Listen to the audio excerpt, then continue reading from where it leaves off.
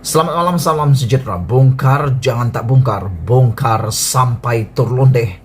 Biar semua orang tahu, biar semua orang sadar. Malam ini, isunya adalah UMNO dibunuh oleh pemimpinnya sendiri. Ternampak sekarang ini, Perdana Menteri kita yaitu Ismail Sabri Yaakob sedang ditekan oleh UMNO dan Bersatu atas kepentingan yang berbeza. Ini dalam soal berkaitan Zuraida Kamarudin yang telah pun keluar parti Bersatu. Hanya kerana Zuraida keluar daripada parti Bersatu dan menyertai parti Bangsa Malaysia, jawatan menterinya kini seolah-olah menjadi rebutan. Rebutan antara siapa? Antara UMNO dan juga Bersatu.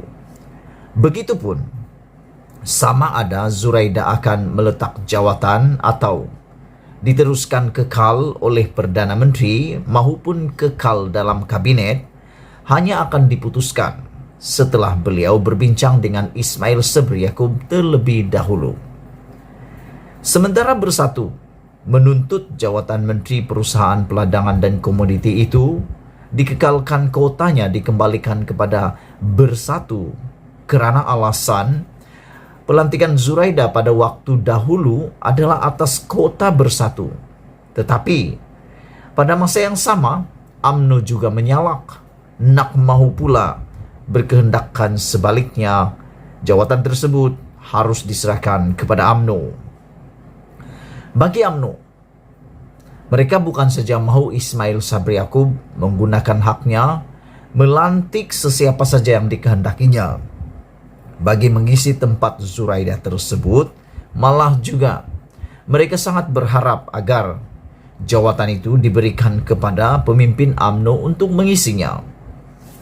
Alasannya, Mahyadin Mat Yassin yang dulu pun kata mereka melantik sesiapa yang dikehendakinya sebagai menteri tanpa berbincang atau menghormati hierarki seseorang itu dalam UMNO. Lebih buruk, oleh kerana isu Zuraida itu telah berlarutan hampir sebulan tanpa penyelesaian.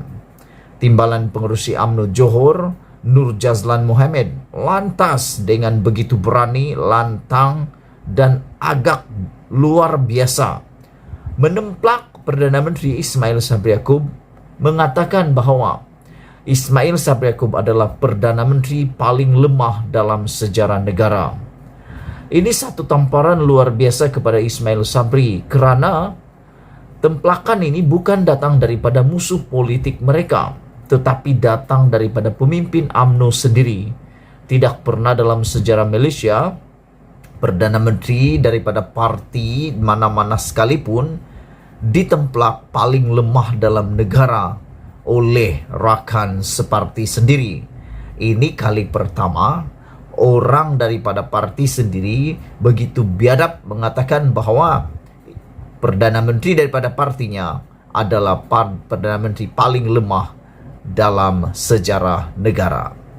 Soalnya, kalau Ismail Sabri pun dianggap paling lemah, UMNO mahu siapa lagi yang menjadi Perdana Menteri sebenarnya?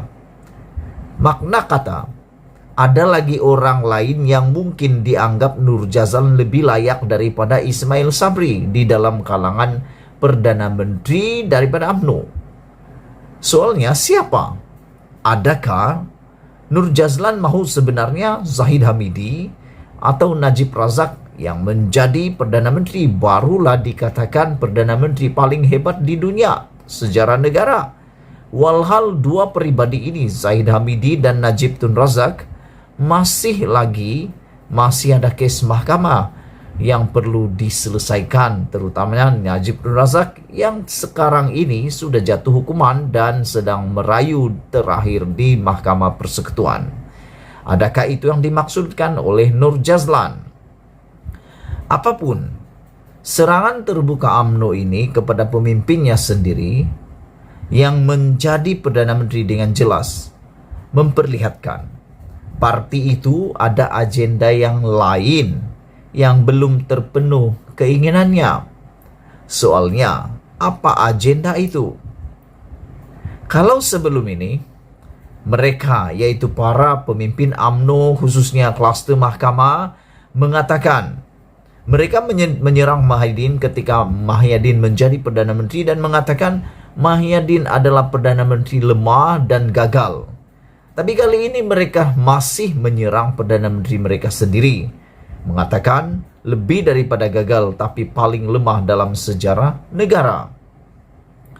Ia mungkin boleh difahami apabila mereka menyerang Mahyadin, sebab Mahyadin adalah pemimpin daripada Bersatu. Namun nampaknya setelah jawatan Perdana Menteri dipegang oleh UMNO sendiri, serangan terbuka tetap berterusan juga.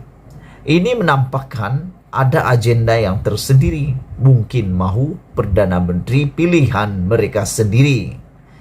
Keinginan UMNO melalui tindakan menekan Ismail Sabri Yaakob agar tidak melayan kehendak Bersatu dan melantik sesiapa saja yang dikehendakinya untuk menggantikan Zuraida. Malah, kalau boleh, memberikannya kepada pemimpin parti itu. Tujuannya tidak lain ialah dengan harapan agar parlimen akan terbubar akhirnya. Yang menjadikan aku lebih hairan adalah tidak sabarkah mereka menanti beberapa bulan lagi untuk bubar parlimen PRU 15. Apa tujuan sebenarnya mereka mahu mempercepatkan? Bukan lama pun, hanya tinggal sebulan atau 2 bulan ataupun mungkin sehingga pada awal tahun depan. Sabarlah dahulu, karena sekiranya memang Anda dapat memikat hati rakyat, tak perlu disegerakan, Anda akan tetap menang juga. UMNO memang mahu Bersatu menarik sokongan terhadap Ismail Sabri jika beliau bertindak tidak melayan kehendak parti itu, meletakkan pemimpinnya menggantikan tempat Zuraida. Dan apabila itu berlaku, pilihan yang diharapkan ialah parlimen akan dibubarkan. Tetapi adakah Ismail Sabri semudah itu memenuhi kehendak UMNO dan mengenepikan kota Bersatu? Sedangkan beliau tahu kerajaannya adalah dibentuk melalui sokongan berbagai parti. Yang nyata, dengan melabelkan Perdana Menterinya sendiri sebagai paling lemah dan berbalah secara terbuka dengan pemimpin UMNO yang mempertahankan Ismail Sabri, apa yang mahu parti itu mau tunjukkan kepada rakyat? Bolehkah rakyat yakin parti itu yang berbalah sesama sendiri dan menyerang Perdana Menteri daripada partinya sendiri untuk dipilih menjadi kerajaan?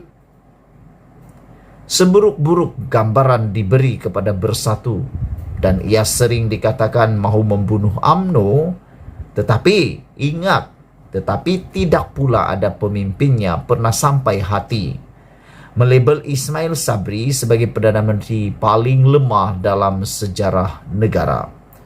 Siapa sebenarnya yang membunuh UMNO? Bersatu atau pemimpin UMNO sendiri? Dipetik tulisannya, diubah sesuai daripada sahbudin.com 24 Jun 2022. Bongkar jangan tak bongkar, bongkar sampai terlonde. Bongkar jangan malu-malu, biar semua orang tahu. Sekian dulu, kita jumpa lagi. Tekan butang subscribe, like, dan tinggalkan komen Anda. Bye-bye.